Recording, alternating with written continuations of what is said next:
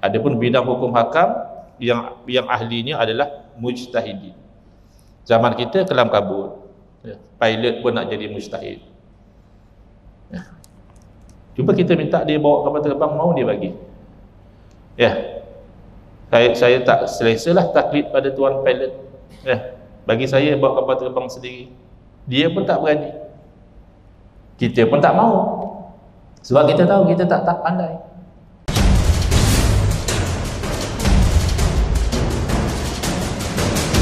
Assalamualaikum warahmatullahi wabarakatuh. Bismillahirrahmanirrahim. Alhamdulillahi rabbil alamin. Wa afdalus salati wa atammut taslimi ala sayyidina Muhammadin wa ala alihi wa sahbihi ajma'in. Rabbi shrah li sadri wa yassir li amri wahlul 'uqdatam min lisani yafqahu qawli. Subhanaka la ilma lana illa ma 'allamtana innaka antal alimul hakim. Allahumma akhrijna min zulumatil wahmi wa akrimna bi nuril fahmi waftah alaina bi ma'rifatil ilmi wa sahhil akhlaqana bil hilm waj'alna mimman yastami'una al-qawla fayattabi'una ahsana. Allahumma ati nufusana taqwaha wa zakkiha anta khairu man zakkaha anta waliyuha wa maulaha.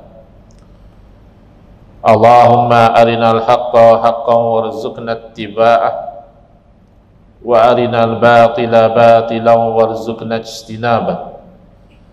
Allahumma anfa'na bima 'allamtana wa 'allimna ma yanfa'una wa zidna ilman wa huda. Amma ba'd. Qala asy-Syekhul Mu'allif Asy-Syekh Haji Muhammad Samman bin Haji Muhammad Khan rahimahullah ta'ala wa nafa'ana bihi wa bi'ulumihi fid daraini amin.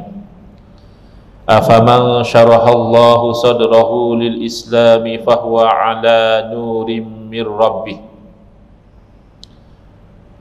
Alhamdulillah, muslimin muslimat, hadirin hadirat yang saya hormati, syukur kehadirat Allah Subhanahu wa taala pada malam ini. InsyaAllah kita menyambung pengajian kuliah Maghrib bulanan anjuran Masjid Al-Mukhlisin Alam Damai menggunakan kitab Masailut Tauhid, masalah-masalah yang berkaitan dengan ilmu Tauhid yang disusun oleh guru saya almarhum Tuan Guru Haji Muhammad Samman bin Haji Muhammad Khan rahimahullah, sampai kita ke muka surat 8, yang mana penyusun kitab membuka dengan firman Allah Subhanahu wa taala, yaitu surah Az-Zumar ayat 22. Afaman syarahallahu sadrahu lil islami fahuwa ala nurim mir rabbih, yang bermaksud, jika demikian adakah orang yang telah dilapangkan oleh Allah Subhanahu wa taala dadanya untuk menerima Islam. Kerana seseorang itu, walaupun kebenaran Islam itu jelas terang benderang, tetapi kalau tidak dilapangkan dada oleh Allah Subhanahu wa taala, dia tidak menerima kebenaran itu.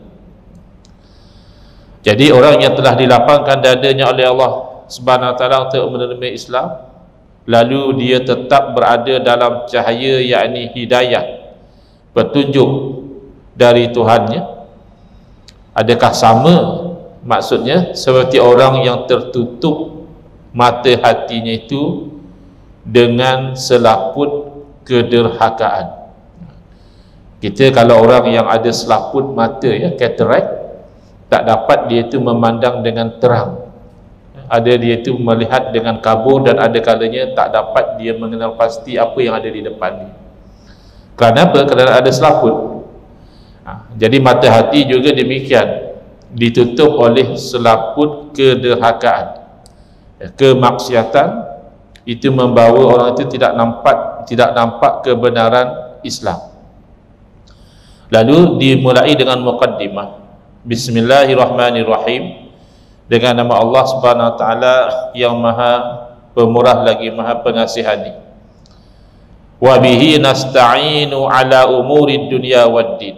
Dan dengannya lah, dengan Allah lah, kita itu memohon pertolongan di atas urusan-urusan dunia dan juga urusan-urusan agama. Bukan bila kita itu mengangkat tangan memohon kepada Allah hanya untuk urusan agama sahaja, tidak. Bahkan urusan-urusan dunia kita, harian kita, itu juga kita memohon pertolongan daripada Allah Subhanahu wa taala. Itulah hakikat yang sebenar. Adapun zahir ikhtiar kita, barangkali kita ada minta tolong kepada orang itu, minta tolong kepada datuk ini, Tan Sri ini, menteri itu, yang berhormat ini, itu hanyalah zahir semata-mata, asbab yang tidak memberi kesan sebenarnya. Yang bergerakkan hati seseorang untuk menolong kita, yang memberikan dia kemampuan untuk menolong kita adalah Allah Subhanahu wa taala.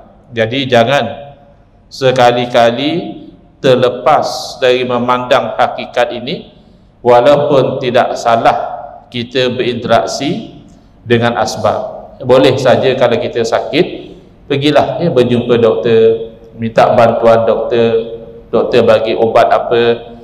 Tapi jangan kita sekali-kali lupa bahawa yang menyembuhkan penyakit kita bukan doktor, bukan juga ubat yang diberi oleh doktor, tetapi itulah Asy-Syafi, iaitu Allah Subhanahu wa taala yang menyembuhkan.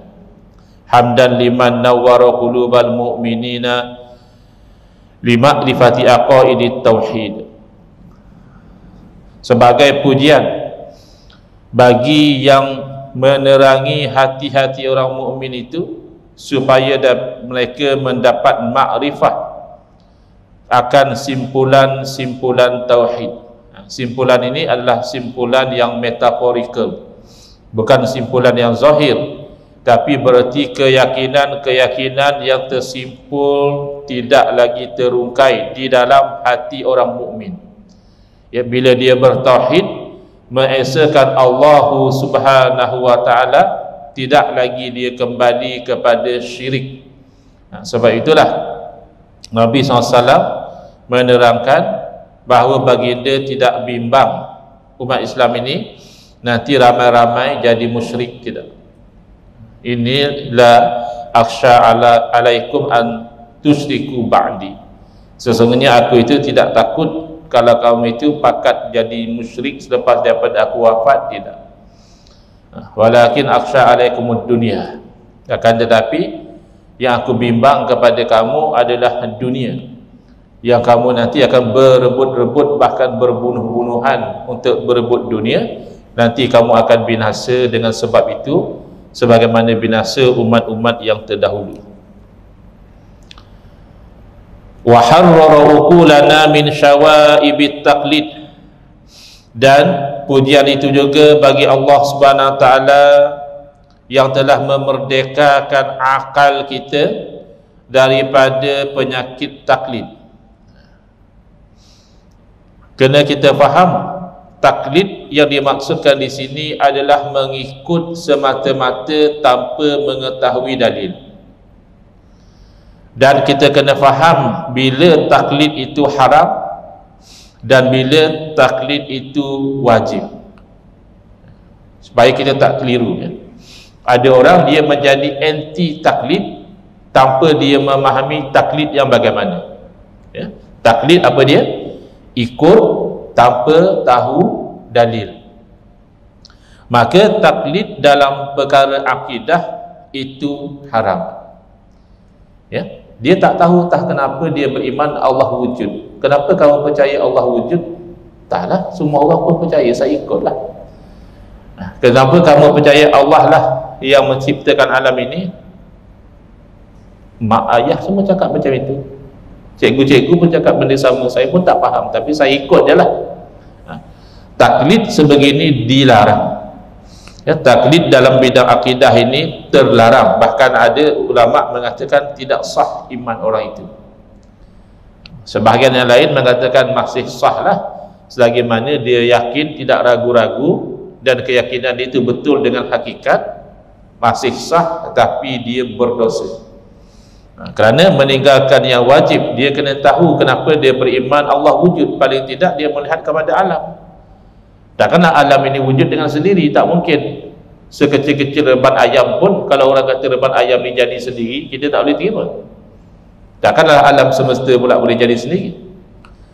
Kalau tidak mahu melihat pada alam yang besar, memadai melihat kepada alam yang kecil, iaitu diri kita. Tidakkah diri kita satu masa dahulu tidak wujud? Kita tengok umur kita berapa. Kalau 50 tahun, cuba kita rewind, katakan 60 tahun. Mana 60 tahun yang lalu kita tak wujud, kemudian kita wujud. Adakah kita mewujudkan diri kita sendiri? Mustahil. Adakah ibu bapa kita yang mewujudkan kita? Tidak. Mereka hanya usaha ikhtiar saja. Ada juga ibu bapa yang usaha ikhtiar, tidak dikurniakan zuriat. Maka kewujudan kita selepas tidak wujud itu sudah menjadi dalil tentang kewujudan Allah yang menciptakan kita. Setidak-tidaknya begitulah. Apa dalil kamu beriman kepada Allah? Ada alam ini, alam yang kecil atau alam yang besar, pastilah alam yang ada ini tidak akan terjadi dengan sendiri. Adapun taklid dalam perkara furu', dalam perkara cabang, ya, misalnya kenapa kamu sembahyang kamu takbir, kalau tak takbir tak bolehkah? Terus sajalah baca Fatihah. Dan kenapa kamu baca Fatihah? Tak bolehkah kamu baca surah lain? Dan kenapa selepas kamu baca Fatihah kamu rukuk? Misalnya. Dan kenapa kamu berpuasa wajib bulan Ramadan? Kenapa tak berpuasa bulan lain? Kenapa kamu haji ke Kaabah? Tak bolehkah haji di negeri kamu sendiri? Seumpama ini tidak semestinya orang itu tahu dalil. Bahkan dia tak tahu dalil kenapa dia sapu telinga masa wudu, misalnya. Jadi yang sebegini ikut semata-mata tanpa tahu dalil dalam perkara cabang, bukan perkara akidah, haram hanya untuk mujtahid. Untuk orang yang sampai kepada level mujtahid, dia sudah boleh berinteraksi direct dengan dalil, tiba-tiba dia ikut orang, dilarang. Contoh ya, misalnya kita tahu Al-Imam Syafi'i rahimahullah ta'ala, beliau asalnya berguru dengan Imam Malik rahimahullah ta'ala, salah seorang guru beliau. Jadi selepas beliau berguru dengan Imam Malik, katakan umur beliau sekitar 15 tahun, Imam Malik memberi izin kepada beliau, ya, Syafi'i, kamu kalau orang tanya fatwa, keluar fatwa. Begitu juga ulama-ulama yang lain juga mengakui kalau Imam Syafi'i rahimahullah ta'ala ketika umur dia, kalau budak kita sekarang form 3, sudah boleh berfatwa. Maka kita dapati ada sahaja fatwa Imam Syafi'i tak sama dengan fatwa Imam Malik rahmatullah alaihima. Demikian Imam Ahmad bin Hanbal rahimahullah ta'ala, murid Imam Syafi'i, bahkan sangat menyanjungi guru beliau. Tidak ada satu hari berlalu melainkan beliau ada mendoakan kepada guru beliau Imam Syafi'i rahimahullah ta'ala. Tapi banyak saja fatwa beliau tak sama dengan fatwa Imam Syafi'i. Contoh mudah, baca kunut subuh, Imam Syafi'i berfatwa sunat. Imam Abu Hanifah, Imam Ahmad bin Hanbal kata tak sunat. Kenapa berbeza begini?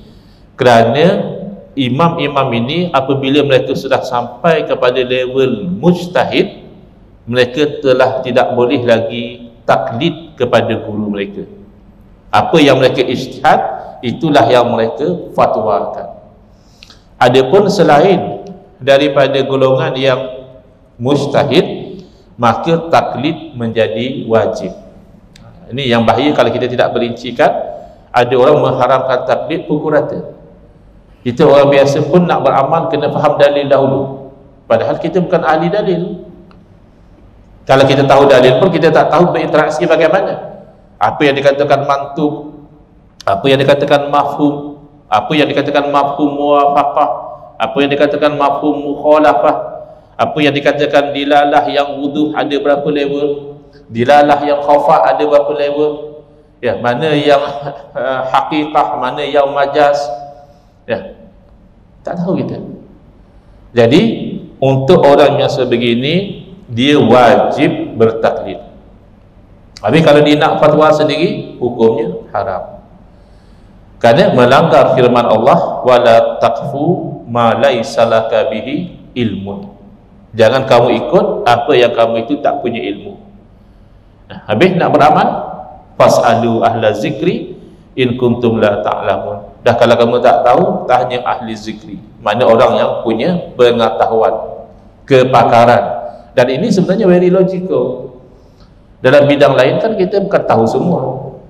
Mungkin kita pakar bidang enjin, ya, dekat alam damai ni orang ada masalah kereta rosak, semua datang rujuk pada kita. Tapi bab kesihatan kita tak pandai. Ada masalah penyakit, kita tanya pendapat doktor. Doktor pula memang bab penyakit orang sini rujuk pada dia, tapi dia bab enjin dia bela. Jadi kalau kereta dia rosak, dia susah-susah dia tanya pendapat komen. Ya, ini macam mana nak buat ni? Masalah dia macam tak smooth dia punya enjin. Komen test, komen tahu apa punca dia. Kerana masing-masing itu ahli zikri dalam bidang dia. Adapun bidang hukum hakam yang ahlinya adalah mujtahidin. Zaman kita kelam kabut, ya, pilot pun nak jadi mujtahid. Ya. Cuba kita minta dia bawa kapal terbang, mau dia bagi. Ya, saya tak selesalah taklid pada tuan pilot. Ya, bagi saya bawa kapal terbang sendiri, dia pun tak berani, kita pun tak mau, sebab kita tahu kita tak pandai. Tapi dalam bidang agama mereka nak jadikan free for all. Ya, semua orang boleh baca Quran, baca terjemahan, keluar hukum. Ya, ini orang wajib ditakzir. Kalau pemerintah nak jalankan syariat Islam, orang ini mengekali diberi denda atau hukuman, supaya dia berhenti daripada perbuatan yang merosak dan menjahannamkan agama sebegini. Tapi dalam bab akidah, betul, setiap orang kena tahu dalil. Dan dalil dalam akidah tidak complicated dalil dalam bab hukum. Sebab itu dalil dalam bab hukum kadang ulama pun khilaf, padahal sesama mujtahidin. Kenapa tak semua berpakat mengatakan kunut subuh tu sunat? Senang semua baca. Atau berpakat bahawa semua setuju kunut subuh tak sunat, tak payahlah baca. Ini ada sebahagian baca, sebahagian tak baca. Ada yang baca bismillah jahar, ada yang tak baca bismillah atau bismillah perlahan. Kerana dalil dalam bab furu' ini complicated untuk difahami, sehingga sesama mujtahidin pun tidak jarang berbeza pandangan.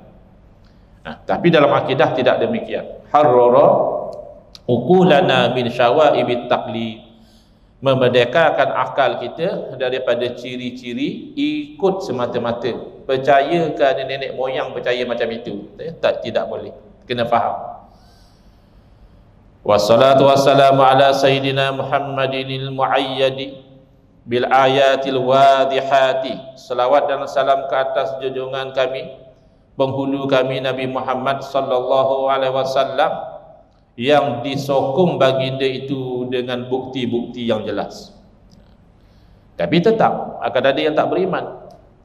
Padahal Nabi Muhammad SAW sebelum datang dengan risalah dakwah Islamiah, beliau memang digelar sebagai Al-Amin oleh penduduk masyarakat Quraisy. Dia ni orang yang boleh dipercayai. Sekira-kira ketika berdakwah, Nabi SAW bertanya, kalau aku beritahu di sebalik bukit ini ada tentera sedang menunggu untuk menyerang, kami percaya. Kamu tak pernah cakap bohong, kamu tak pernah khianat. Tapi bila Nabi SAW menzahirkan dakwah Islamiah, maka ada orang yang tertutup hatinya, tidak terbuka. Sedangkan tanda-tanda itu jelas. Dan yang Nabi SAW dakwah suruh tinggal sembah berhala. Berhala bukan Tuhan, itu sepatutnya dah jelas. Kok tangan kamu yang berbentuk berhala itu? Kok kamu yang pahat dan tukangkan dia? Kok kamu yang ikat antara kaki dan tangan dia misalnya? Adakah pula dia Tuhan? Kan tak mungkin. Jadi petanda kebenaran Nabi SAW itu jelas. Tinggal lagi hidayah itu yang membezakan.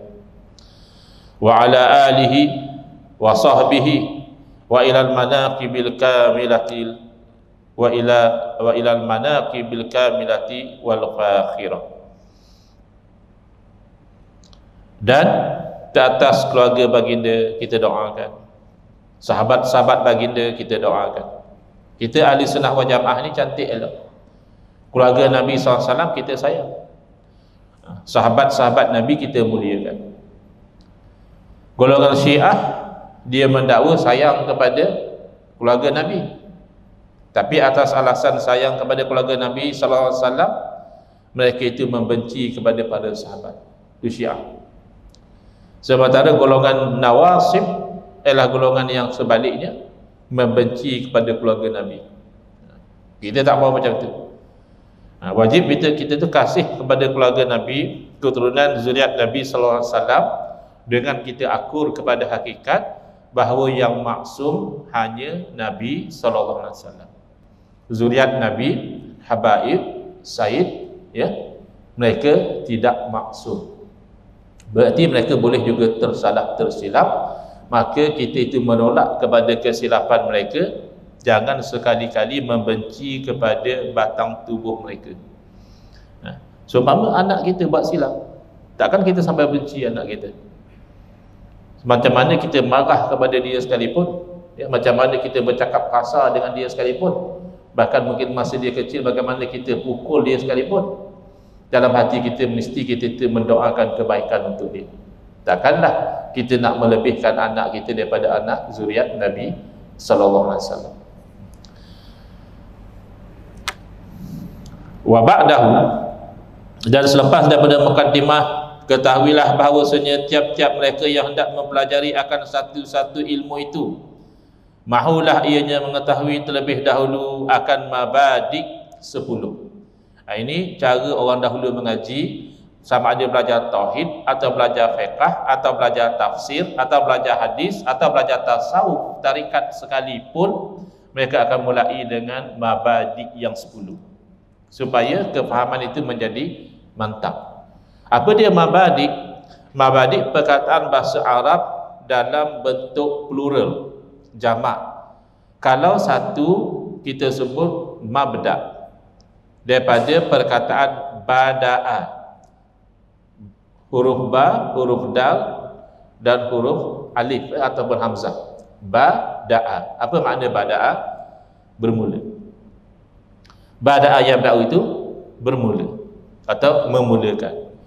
Bila tambah huruf mim, dia menjadi ismu makan, nama tempat. Padahal mudah juga bahasa Arab. Kalau kita faham kaedah, dia jadi mudah. Ta'ima yat'amu makan, mak'am tempat makan. Ghasala yaghsilu basuh, maghsal tempat basuh. Tambah huruf mim jadi nama tempat. Tempat tu makanun, kana yakunu jadi makan, tempat jadi. Jadi bada'a yabda'u, mabda' tempat bermula. Dalam konteks ini yang sesuai kita terjemahkan adalah asas sesuatu ilmu. Kerana sesuatu itu bermula dari asas. Orang buat bangunan kan dia kena bina daripada asas dia dulu. Dia kena piling dan sebagainya dahulu. Buat atap dulu jenuh lah, nak sangkut kat mana atap tu. Ya. Jadi dia kena asas dahulu.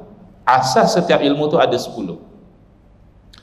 Sama ada ilmu ukhrawi menyangkut dengan urusan akhirat, atau duniawi menyangkut urusan dunia. Kenapa? Kerana mengetahui yang tersebut itu menjadi seseorang itu faham. Faham apa? Faedah dan tujuan sesuatu ilmu. Dengan demikian menambah gemar dan bersungguh-sungguh akan ilmu.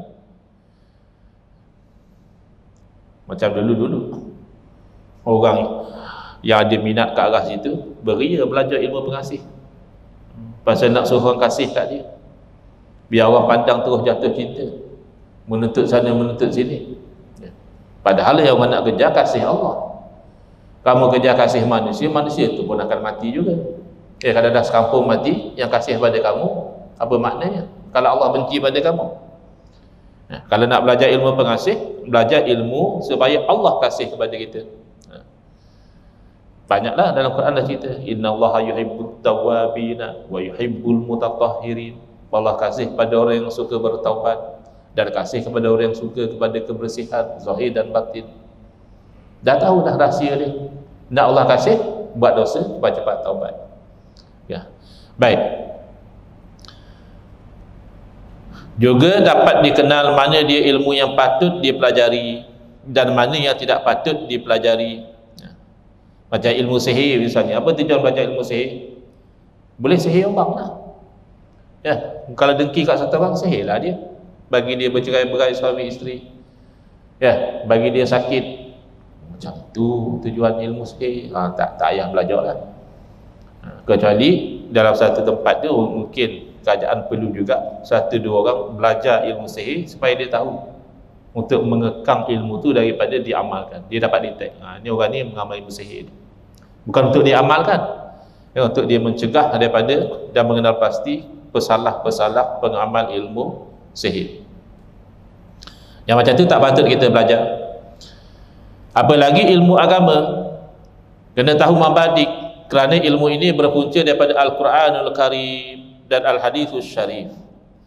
Mana-mana ilmu agama, so-called ilmu agama yang tidak berpunca dan tidak beralas dengan Quran dan Hadis, tidak juga daripada ijma' ulama dan qiyas yang makbul, itu akan membawa kepada sesat sudahnya. Itu kita nak kena hati-hati. Kadang nampak menarik, nampak hebat, tapi bila disusul galung, tak jumpa. Tak connect dengan ayat Quran mana, tak connect dengan hadis Nabi yang mana, tidak disokong oleh kesepakatan ulama, tidak bergantung dengan qiyas yang sah, ya, atau qiyas nibat itu qiyas yang batil. Itu akan bawa kepada sesat wal-iazubillah. Sebagai yang didapati pada setengah orang-orang jahil. Orang jahil, dia dapat satu dua istilah, dia jual. Keluarlah ayat ini ilmu hakikat, ini ilmu makrifat, ini ilmu martabat, macam-macam lah. Tapi yang betul pun ngajar itu juga kan. Yang betul pun ngajar hakikat je, ajar makrifat juga. Macam mana kita nak bezakan? Mudah untuk kita orang awam ni adalah kalau ilmu hakikat dia itu membawa kepada melanggar syariat, tolak. Hakikat tapi tak semayang, hakikat tapi halal buat maksiat, itu macam mana? Adakah ilmu hakikat dia lebih tinggi daripada ilmu hakikat Nabi SAW yang setinggi-tinggi makrifat kepada Allah Subhanahu Wa Taala? Sedangkan Nabi SAW bukan saja sembahyang fardu, bahkan sembahyang sunat kan kita tahu sampai bengkak kaki. Ini awak ilmu hakikat sembahyang fardu baru awak tinggal. Takkan begitu. Hati-hati. Na'udzubillah minha. Kita minta lindung daripada rekaan yang karut marut demikian. Demikian sebab itu hamba, yakni almarhum Tuan Guru Haji Muhammad Saman rahimahullah, datangkan permulaan susunan hamba ini dengan yang tersebut, yakni mabadi ilmu yang 10. Mudah-mudahan manfaat kiranya dengan pertolongan Allah, seumpama memberi manfaat ia dengan asalnya. Amin. Baik. Muka surat 11. Kenyataan mabadi yang 10. Soalan, manakah yang dikatakan mabadi yang 10 pada ilmu tauhid itu? Jawapan pertama, hadnya, hadduhu. Terjemahan dalam bahasa Melayu, pengertiannya. Nak lebih mudah faham lagi, takrif. Apa takrif ilmu tauhid? Kalau orang moden sikit, dia kata definisi. Yang pertama kena tahu definisi sesuatu ilmu, takrifnya. Yang kedua, maudhu'uhu. Maudhu' diterjemahkan di sini hantarannya. Ini bahasa lama lah saya fikir. Sebab kalau bahasa moden, kalau sebut hantaran, kita ingat hantaran kahwin lah. Berapa hantaran? Ya, anak Tuan Haji kahwin ni tadi berapa hantaran? Itu hantaran. Maka yang lebih dekat dengan kefahaman kita adalah Tapi jadi bahasa Inggeris lah pula. Subject matter dia, topik perbincangan dia apa, maudhu'. Apa subject matter ilmu tauhid ni apa. Yang ketiga, wadhi'uhu, yang menghantarkan, lebih mudah kita faham, yang menyusun ilmu ni siapa. Adapun yang bagi ilmu tentulah Allah melalui Rasulullah SAW. Tapi yang susun ilmu tu sebagai satu ilmu yang khusus tu siapa? Kemudian ismuhu, apa nama ilmu ini? Ilmu tauhid lah Ustaz. Yalah, memang ilmu tauhid tu nama dia, tapi ada lagi nama lain. Kok nanti dua orang berbalah benda yang sama. Ya, kami di alam damai ini mengaji ilmu tauhid. Kamu nasyid tauhid je. Ikut macam masjid kami belajar usuluddin. Oh, lagi mantap. Usuluddin tu tauhid lah juga. Datang yang masjid solat tu lagi pula usuluddin tauhid, akidah tu yang penting. Pula. Jadi nak ambil tahulah, takut-takut benda tu nama berbeza, benda sama. Kemudian yang kelima, ghayatuhu. Apakah tujuan secara besarnya belajar tauhid ni, apa tujuan? Secara makronya apa tujuan? Yang keenam, hukmuhu. Apa hukum belajar ilmu tauhid ni? Kadang-kadang orang pandang lekeh. Dan kadang-kadang ada orang komplain. Dia kata di masjid asyik belajar tauhid, fiqh, tauhid, fiqh. Kenapa tak belajar Quran? Lepas tu adalah kelas tafsir, adalah kelas hadis, ya, bagus, ya, kelas tafsir hadis bagus. Tapi tak perasankah dia bahawa ilmu tauhid ini, ya, diambil daripada Quran dan hadis. Maknanya belajar tauhid juga belajar Quran dan hadis. Baik. Kemudian maksuduhu. Apa maksud? Tadi ghayatuhu tujuan, maksuduhu juga tujuan. Tapi maksud ini ialah tujuan yang lebih spesifik. Apa tujuan yang lebih spesifik nak belajar ilmu tauhid ini? Yang ke-8, istimdaduhu. Daripada istamadda yastamiddu. Madda yamuddu hulur. Panjangkan macam tu, madda. Istamadda tarik. Maknanya apa? Tempat ambilannya. Sumber ilmu tauhid ini dari mana? Ini sangat penting di zaman kita. Kerana apa? Kerana ada orang menuduh ilmu tauhid ini sebenarnya diambil daripada ilmu falsafah orang Greek. Maka kita jangan belajar ilmu sifat 20 ni. Ini ilmu orang kafir. Kalau kita tak semak, kita tak hati-hati, percaya kita. Tak sah. Ini sebenarnya pengaruh falsafah Yunani. Tapi kalau kita hati-hati sedikit, mau kita tanya, kitab falsafah Yunani mana yang mengajar tauhid? Kitab ahli falsafah Yunani mana yang mengajar sifat 20 ni? Jangan sembang saja, bawa nama kitab, bawa nama ahli falsafah kalau betul sifat 20 daripada falsafah Yunani. Dan kalau betul lah ahli falsafah Yunani mengajar dan beriman dengan sifat 20, takkan dia jadi orang Islam? Dia mengatakan Allah wujud. Allah wujud, tak ada permulaan, tak ada yang ciptakan Allah. Allah wujud, tidak ada perakhiran, tak mungkin Allah binasa. Allah wujud tak sama seperti makhluk. Allah tidak berhajat kepada makhluk. Allah yang Maha Esa, Allah yang Maha Berkuasa, Allah yang Maha Berkehendak. Ya. Mukminlah kalau begitu orang falsafah Greek. Ya. Jadi ini sembang kosong. Sembang kosong pun sudah ramai masyarakat Islam sekarang terpengaruh dan terpedaya kerana mabadik tak belajar. Kalau dia belajar mabadik, akan diberitahu daripada mana ambilan ilmu ni, bukan daripada falsafah Yunani. Dengan kita mengakui memang satu masa dahulu ada umat Islam seperti golongan Mu'tazilah terpengaruh dengan ilmu falsafah sehingga membelakangkan kebenaran wahyu. Itu cabaran lah. Macam di zaman kita pun ada yang terpengaruh dengan etis lah, ya, yang terpengaruh dengan pluralism lah. Itu cabaran semasa. So kita terpaksa berhujah menghadapi sesuai dengan cabaran semasa. Tetapi nak mengatakan oleh kerana itu ilmu akidah ni daripada etis, sebab orang Islam berdebat dengan atheism, tidak. Nak mengatakan ilmu Islam ni pengaruh pluralism kerana kita terpaksa berdebat dengan golongan pluralism, tidak. Ini hanya cabaran yang berlaku terhadap akidah kita. Adapun akidah itu tetap istimdadu minal Qur'ani was sunnah. Yang ke-9,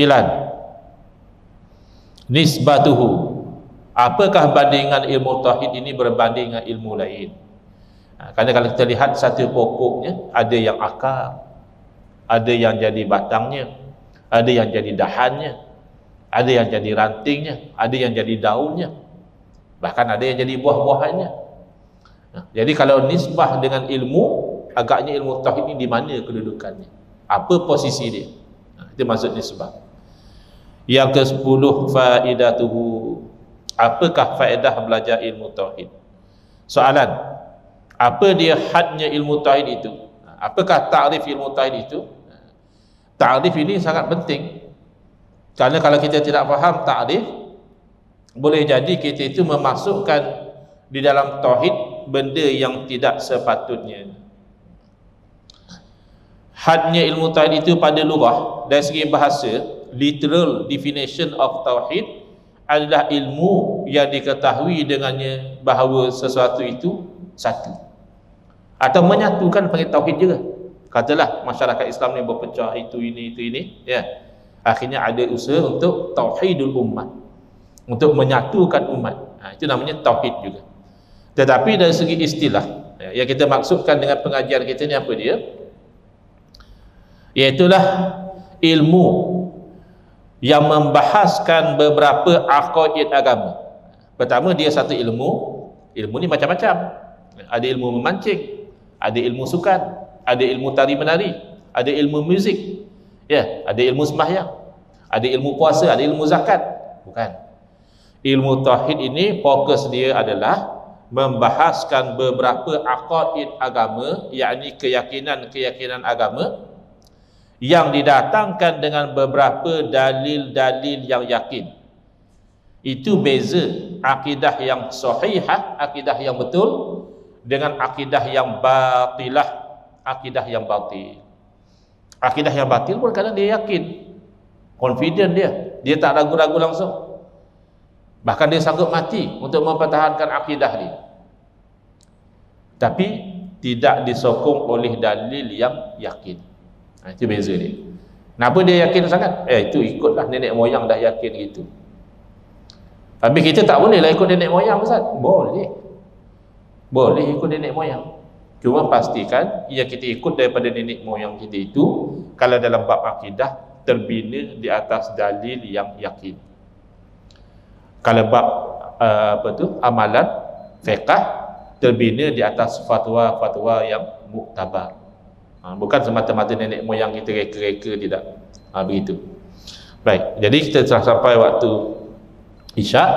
InsyaAllah kita akan sambung pada ta'rif itu, kita akan huraikan secara lebih detail, apa maksud dalil dan yakin dalam tauhid, ya. Wallahu a'lam. Saya cadangkan kalau ada soalan mungkin boleh dikumpul pada satu nombor WhatsApp. Kuliah akan datang saya akan cuba jawab, ya. Mungkin sesuai begitu.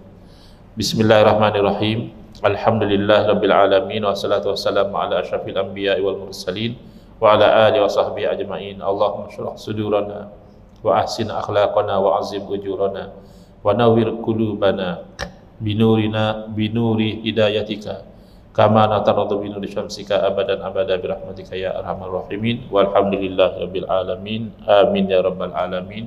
Wal afu minkum.